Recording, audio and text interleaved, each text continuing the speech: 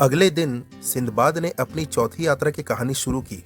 उसने कहा कि तीसरी यात्रा के बाद मैंने सोचा कि मैं फिर कभी विदेश में व्यापार नहीं करूंगा, लेकिन मेरे दिमाग पर विदेश जाने का भूत सवार था। क्या मैं घर पर रह सकता था? इसलिए मैंने कुछ कीमती सामान खरीदा और कुछ अन्य व्यापारियों के साथ बोसोरा से निकल पड़ा।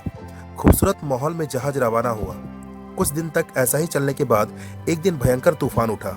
हमारी सारी भेड़ बकरियां तितर बितर हो गई। कप्तान के सर्वोत्तम प्रयासों के बावजूद जहाज पानी में पलट गया। कौन कहां गिरा यह स्पष्ट नहीं था। ऊपर वाले की कृपा से मैंने जहाज का एक बड़ा हिस्सा किनारे पर ला दिया। सुबह उठकर मैंने देखा कि सिर्फ मैं ही नहीं बल्कि कुछ और लोग भी बच गए हैं। फिर हम लोग सब एक साथ उठे और द्वीप के चारों ओर घूमे और फिर अपनी भूख मिटाने के लिए विभिन्न फल खाए। मुझे कुछ दूरी पर एक बड़ी कुटिया दिखाई दी। मैं यह सोचकर वहां गया कि यह कोई मानव निवास है। तभी कुछ काले दिखने वाले आदमी आए और हमें उस झोपड़ी में अपने रसोइये के पास ले गए। लोगों के शरीर पर कपड़े नहीं थे।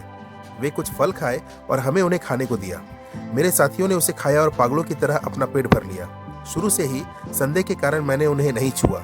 धीरे धीरे मुझे एहसास हुआ कि वे आदमखोर हैं। वे आपस में बातें कर रहे थे कि इसे खाने के बाद अगर यह मोटा होगा तो हम इसे खाएंगे। मेरा विचार मिथ्या नहीं था। मेरे साथी दिन ब दिन मोटे होते गए और उन्हें उन आदमखोरों ने एक एक करके खा लिया। मैंने वो सारे फल नहीं खाए, इसलिए मैं दिन ब दिन पतला होता गया। इसलिए उनकी मुझ में कोई रुचि नहीं रही। एक दिन मैं वहां से भागने निकला। मैं 7 दिन तक चला और एक नए देश में पहुंचा। मैंने वहां कुछ लोगों को मिर्च इकट्ठा करते देखा। वे निष्पक्ष थे और मेरी भाषा बोलते थे।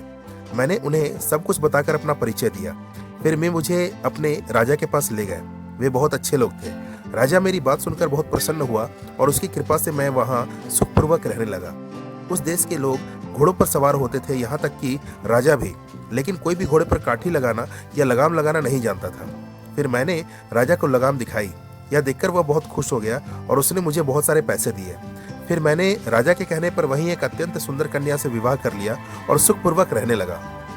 इसी बीच जब मैं अपने एक मित्र की पत्नी की मृत्यु पर उसे सांत्वना दे रहा था तो मैंने जो सुना उससे मैं स्तब्ध रह गया। उसने कहा कि इस देश के नियम, यानी अगर पत्नी मर जाती है तो पति को भी उसी कब्र में उसी के साथ जाना पड़ता है, और अगर पति मर जाता है तो पत्नी को भी उसी कब्र में उसी के साथ जाना पड़ता है। इसके बाद मैंने यह मामला वहां के सुल्तान के सामने उठाया तो उन्होंने कहा, यह हमारे देश का नियम है। अगर मेरी पत्नी मुझसे पहले मर जाती है तो मुझे भी उस कब्र में प्रवेश करना पड़ेगा। यही नियम विदेशियों पर भी लागू होता है। तब से मैं अपनी पत्नी की देखभाल करने लगा, लेकिन कुछ ही दिनों में एक गंभीर बीमारी से मेरी पत्नी की मृत्यु हो गई। मैंने सुल्तान से कई बार विनती की, लेकिन उसने मुझ पर कोई दया नहीं की। परिणाम स्वरूप मैं भी अपनी पत्नी के साथ 7 दिन की रोटी और पानी लेकर उस भयानक मृत्यु गुफा में प्रवेश कर गया।